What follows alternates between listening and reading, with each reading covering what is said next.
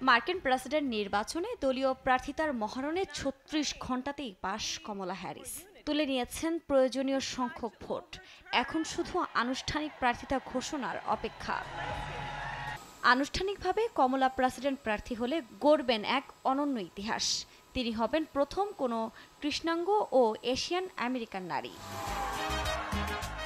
স্থানীয় সময় শুক্রবার ডেমোক্রেটিক পার্টির ন্যাশনাল কমিউনিটি চেয়ার জেম হ্যারিসন ভার্চুয়ালি এক অনুষ্ঠানে ঘোষণা দেন, প্রেসিডেন্ট প্রার্থী হতে এখনই প্রয়োজনের চেয়ে বেশি ভোট পেয়েছেন কমলা হ্যারিস। ভার্চুয়ালি এক অনুষ্ঠানে এই ঘোষণা দেন তিনি।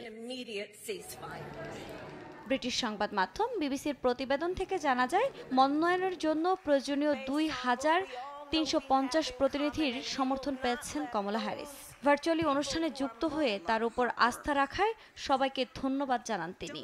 আগামী সপ্তাহে আনুষ্ঠানিকভাবে প্রার্থিতার মনোনয়ন গ্রহণ করবেন কমলা। এরপর চলতি মাসের শেষের দিকে শিকাগোতে দলের সম্মেলনে যোগ দেবেন তিনি। তবে কমলা ডেমোক্রেট প্রার্থী থেকে প্রেসিডেন্ট প্রার্থিতা নিশ্চিত করলেও দলটি থেকে এখনও কোনো ভাইস প্রেসিডেন্ট চূড়ান্ত হয়নি।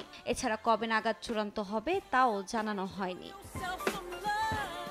এর মাঝে আগামী ৪ সেপ্টেম্বর ফক্স নিউজের বিতর্ক অনুষ্ঠানে অংশ নিতে সম্মতি জানিয়েছেন সাবেক মার্কিন প্রেসিডেন্ট ডোনাল্ড ট্রাম্প। এর আগে মার্কিন প্রেসিডেন্ট নির্বাচনে টেলিভিশন বিতর্ক একে অন্যকে লক্ষ্য করে আক্রমণ ও পাল্টা আক্রমণ করেন জো বাইডেন ও সাবেক মার্কিন প্রেসিডেন্ট।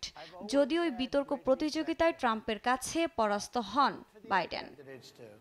আফরিন মৌ, নিউজ ডেস্ক, দেশ টিভি।